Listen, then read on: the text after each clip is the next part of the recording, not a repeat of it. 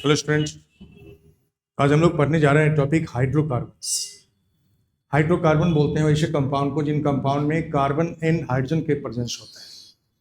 जब compound carbon and hydrogen only content करते हैं हम लोग ऐसे कंपाउंड बोलते हैं हाइड्रोकार्बन्स।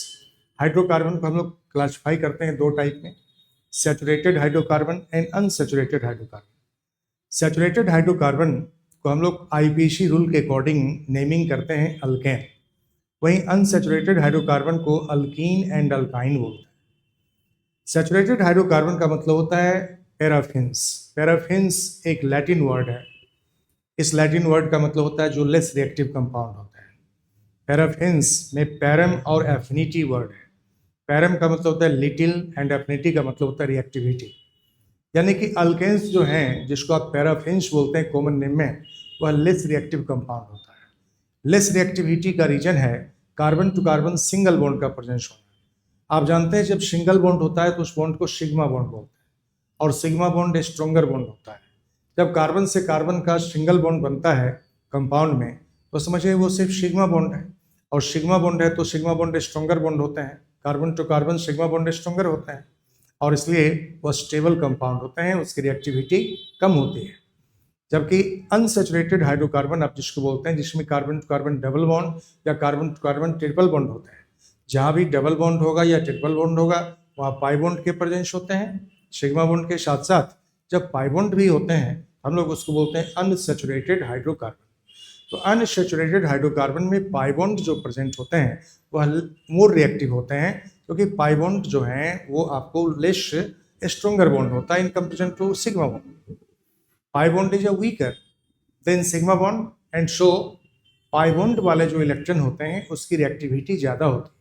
और जब किसी भी हाइड्रोकार्बन में carbon to carbon multiple bond होता है, carbon to carbon double bond हो या carbon to carbon triple bond हो, तो उसमें पाई बॉन्ड के प्रेजेंस होते हैं और पाई बॉन्ड के प्रेजेंस के कारण उसकी रिएक्टिविटी आपको ज़्यादा होती है in comparison to saturated hydrocarbon यानी कि अल्केन्स। तो हम लोग सबसे पहले अल्केन में आएंगे। अल्केन्स का जनरल फॉर्मूला CnH2n+2 होता है। अल्केन को हम लोग सैचुरेटेड हाइड्रोकार्बन बोलते हैं। अल्केन को सैचुरेटेड हाइड्रोकार्बन बोलते हैं। क्यों? Because of carbon to carbon single bond. जब कार्बन से कार्बन सिंगल बॉन्ड होता है तो हम लोग इसको सैचुरेटेड हाइड्रोकार्बन बोलते हैं। It is called paraffins. इसको हम लोग पैराफिन्स भी बोलते हैं। पैराफिन्स में पैरम का मतलब होता है लिटिल और एफिनिटी, जो इसमें एफिन वर्ड लगा है पैराफिन्स में, इसमें एफिन मतलब एफिनिटी हो गया और एफिनिटी का मतलब होता है रिएक्टिविटी। तो रिलेटिवली इसकी रिएक्टिविटी कम होते हैं और रिएक्टिविटी कम होने के कारण हम लोग इसको पैराफिन्स भी बोलते हैं। इसी को सैचुरेटेड हाइड्रोकार्बन भी बोलते हैं और इसी को हम लोग अल्केन भी कहते हैं, इसको पैराफिन्स भी बोलते हैं। अल्केन का फर्स्ट मेंबर मीथेन होता है और मीथेन का फॉर्मूला है CH4। सेकेंड मेंबर इथेन होते हैं, इसका फॉर्मूला होता है C2H6। थर्ड मेंबर प्रोपेन होते हैं और इसका फॉर्मूला है C3H8। मीथेन में कार्बन से सिर्फ हाइड्रोजन जुड़ा हुआ है विथ 4 सिंगल बॉन्ड। इथेन में कार्बन से कार्बन का सिंगल बॉन्ड है और रिमेनिंग 3 बॉन्ड हाइड्रोजन के साथ है। और प्रोपेन में कार्बन से कार्बन का सिंगल बॉन्ड है और उसकी रिमेनिंग वैलेंसी हाइड्रोजन के द्वारा सेटिस्फाइड है। कार्बन ऑलवेज 4 बॉन्ड्स बनाता है। हम लोग मीथेन को कंडेंस फॉर्म में CH4 लिखते हैं इस तरह से, इथेन को कंडेंस फॉर्म में CH3 लिखेंगे और प्रोपेन को कंडेंस फॉर्म में CH3 CH2 CH3 लिखते हैं। तो ये है फर्स्ट, सेकेंड और थर्ड मेंबर इस तरह से आप जनरल फार्मूला के हेल्प से CnH2n+2 जनरल फार्मूला है, उसके हेल्प से बाकी मेंबर का फार्मूला बना सकते हैं। जब C4H10 होता है फोर्थ मेंबर, तो इसके दो आइसोमर बनते हैं। एक आइसोमर अनब्रांच्ड चेन का होता है जिसमें ब्रांचिंग नहीं है। जब ब्रांच नहीं रहेगा तो इसको एन ब्यूटेन बोलते हैं। दूसरा आइसोमर होता है जिसमें ब्रांचिंग रहता है। जब आपको 3 डिग्री कार्बन का प्रेजेंस हो जाए तो समझिए वहां ब्रांच है। जहां पर 3 कार्बन एटम जुड़ा हुआ हो उसको 3 डिग्री कार्बन बोलता है, और 3 डिग्री कार्बन पे एक ब्रांच होता है।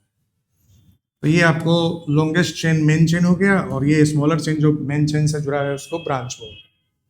इस तरह के कंपाउंड जिसमें 1 CH3 ग्रुप सेकंड कार्बन पे जुड़ा होता है, CH3 को मिथाइल ग्रुप बोलते हैं, और एक मिथाइल ग्रुप जब सेकंड कार्बन पे जुड़ा है तो इसको हम लोग आइसो बोलते हैं। टोटल नंबर ऑफ कार्बन 4 है अल्केन में, तो इसको ब्यूटेन बोलेंगे। ये आइसो ब्यूटेन कहलाता है। तो ब्यूटेन के 2 आइसोमर होते हैं, एक एन ब्यूटेन और दूसरा आइसो ब्यूटेन। इसी तरह से फिफ्थ मेंबर जो है अल्केन के, इसमें 5 कार्बन होते हैं और 12 हाइड्रोजन होते हैं। इसके टोटल 3 आइसोमर बनते हैं। टोटल 5 कार्बन है, तो 3 आइसोमर इससे क्रिएट होता है। हम लोग इसको बोलते हैं नॉर्मल पेंटेन, क्योंकि इसमें सिर्फ 1 डिग्री और 2 डिग्री कार्बन, इसमें सिर्फ 1 डिग्री और 2 डिग्री कार्बन का प्रेजेंस है। जो कार्बन सिर्फ और सिर्फ एक ही कार्बन से जुड़ा है उसको 1 डिग्री कार्बन बोलते हैं, और जो कार्बन 2 कार्बन से डायरेक्टली अटैच्ड है उसको 2 डिग्री कार्बन बोलते हैं। ये एन पेंटेन है। दूसरा है आइसोपेंटेन। जब सेकंड कार्बन एटम पर एक 3 डिग्री कार्बन क्रिएट हो जाएगा और यहाँ पर एक मिथाइल ग्रुप सेकंड कार्बन पे मिथाइल ब्रांच जुड़े होंगे, हम लोग इसको क्या बोलते हैं, आइसो। 5 कार्बन के लिए क्या लिखते हैं, पेंटेन, आइसोपेंटेन। जब सेकंड कार्बन पे 2 मिथाइल ब्रांच क्रिएट हो जाएगा, यहाँ 4 डिग्री कार्बन ये क्रिएट हो गए, और 4 डिग्री कार्बन का मतलब हो गया जब कोई कार्बन 4 कार्बन से जुड़ा होता है। यहाँ ये मेन चेन है और इस मेन चेन में 2 मिथाइल ब्रांच है सेकंड कार्बन पे, हम लोग इसको क्या बोलते हैं, नियो। तो 5 कार्बन के अल्केन को क्या बोलते हैं, नियो पेंटेन। तो इस तरह से आप कॉमन नेम कर सकते हैं, n pentane, isopentane and neo pentane. Total 3 isomer बनता है पेंटेन का। नॉर्मल पेंटेन जब ब्रांचिंग नहीं होता है, आइसोपेंटेन जब एक मिथाइल ब्रांच जुड़ा होता है सेकंड कार्बन एटम पर, और नियो पेंटेन जब सेकंड कार्बन पे 2 मिथाइल ब्रांच जुड़ा होता है, हम लोग इसको क्या बोलते हैं, नियो पेंटेन बोलते हैं। इसके बाद हम लोग अल्केन के प्रिपरेशन में आ जाएंगे। हम लोग अल्केन का प्रिपरेशन कैसे करते हैं, how can you prepare alkane. First preparation है हाइड्रोजनेशन ऑफ अल्कीन और अल्काइन। जब अल्कीन या अल्काइन का हाइड्रोजनेशन कराते हैं तो उससे अल्केन बन जाता है। हाइड्रोजनेशन ऑफ अल्कीन और अल्काइन।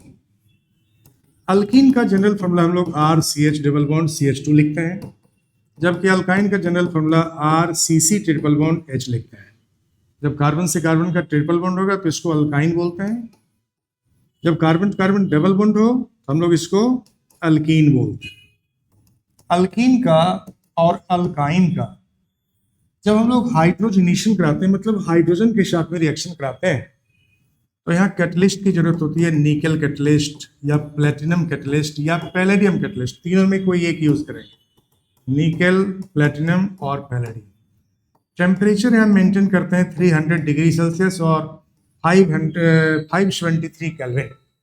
300 डिग्री सेल्सियस और 573 केल्विन। इस टेम्परेचर पे इस अल्कीन में या अल्काइन में जो पाई बॉन्ड है ये टूट जाता है, और जितने पाई बॉन्ड टूटेंगे उतने हाइड्रोजन एटम यहाँ पर ऐड हो जाएगा।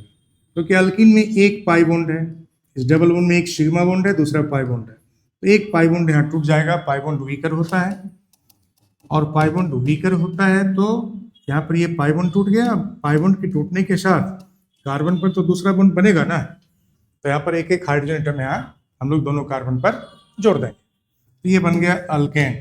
अब यहाँ बन गया कार्बन कार्बन सिंगल बॉन्ड, मतलब अल्केन बन गया। तो अल्कीन से अल्केन बन गया। इसी तरह अल्काइन से अल्केन बनाना हो तो अल्काइन में 2 पाई बॉन्ड है। अब ये 2 पाई बॉन्ड टूट गया, यहाँ पर 3 बॉन्ड है, 3 बॉन्ड में एक सिग्मा बॉन्ड है, 2 पाई बॉन्ड है। दो पाई बॉन्ड टूट गया तो दोनों कार्बन पे एक एक हाइड्रोजन ऐड कर देंगे। दोनों ही कार्बन पे आप दो पाई बॉन्ड ब्रेक कर रहे हैं तो दो पाई बॉन्ड ब्रेक कर रहे हैं तो दो दो हाइड्रोजन ऐड कर दिया। दो पाई बॉन्ड ब्रेक करके दो दो हाइड्रोजन दोनों कार्बन पर ऐड कर दिया।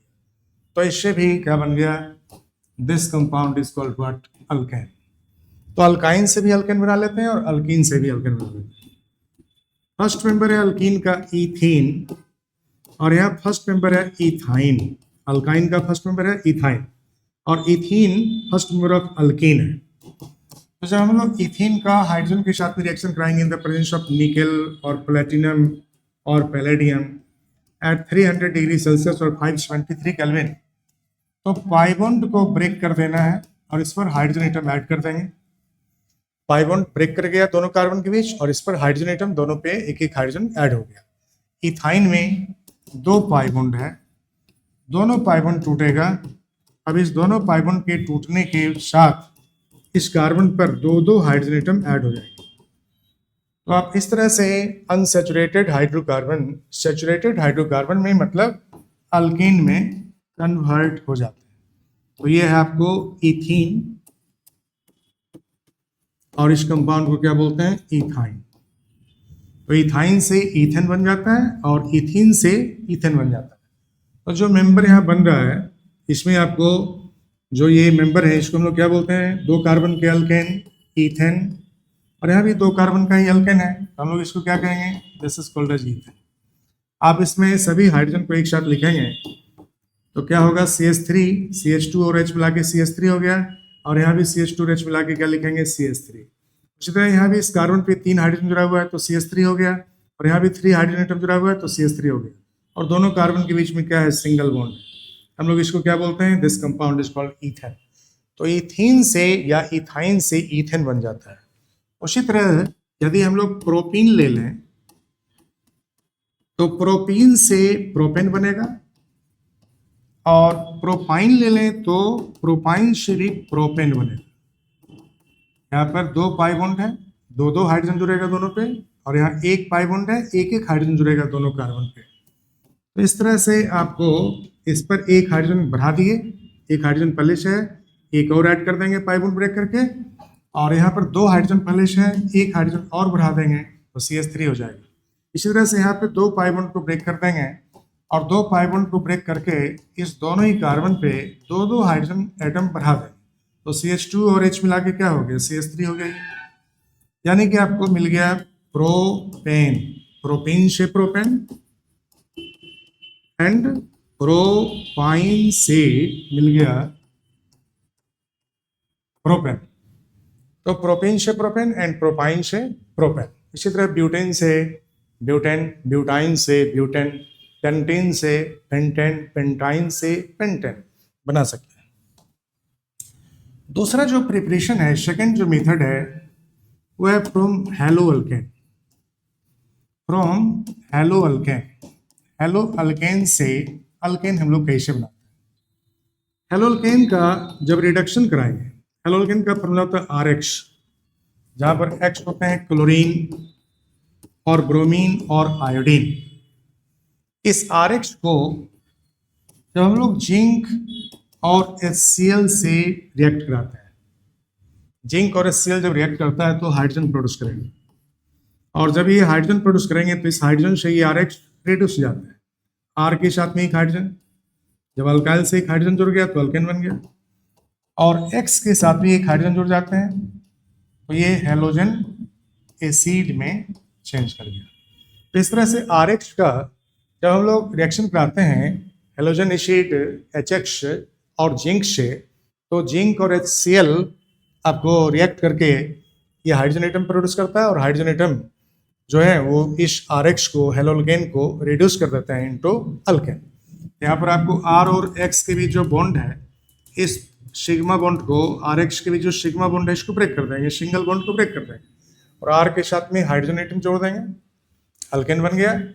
और यहाँ H के साथ भी हम लोग हेलोजन को H के साथ जोड़ देते हैं तो क्या मिल जाता है, that is halogen acid. X के साथ में एक हाइड्रोजन और R के साथ में एक हाइड्रोजन।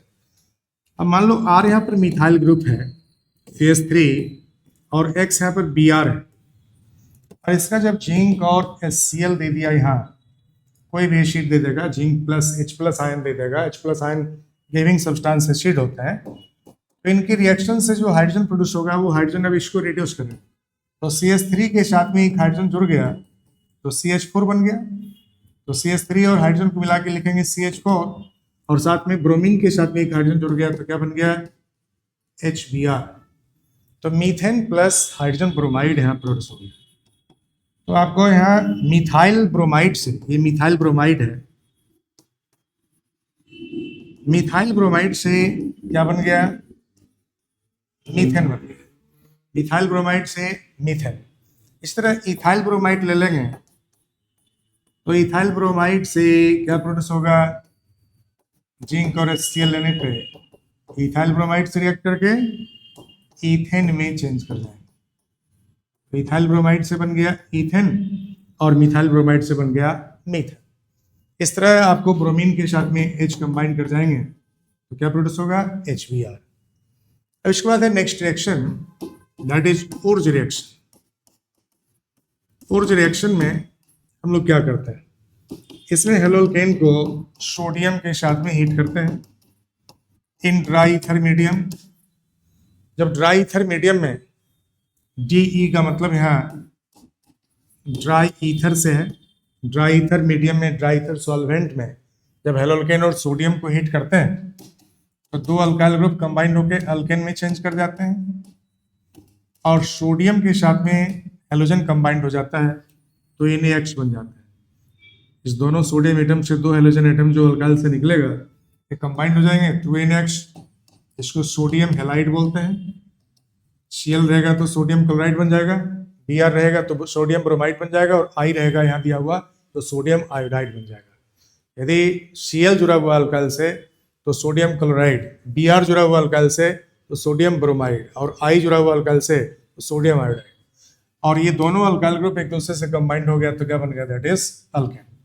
अब R के स्थान पर यदि हम मिथाइल ले लेते हैं और मिथाइल के साथ में ब्रोमीन ले लेते हैं तो आपको यहाँ जो कंपाउंड बनेगा इस ड्राई ईथर के साथ में हीट करने पर, इसमें ब्रोमीन एटम सोडियम से कंबाइंड होकर सोडियम ब्रोमाइड बना लिया, और ये मिथाइल और दूसरा मिथाइल, दोनों ही मिथाइल ग्रुप, ये मिथाइल ग्रुप और ये मिथाइल ग्रुप, दोनों ही मिथाइल ग्रुप एक दूसरे से जुड़ गए, दो मिथाइल जुड़ गया तो क्या बन गया, दो कार्बन का अल्केन, दैट इज ईथेन।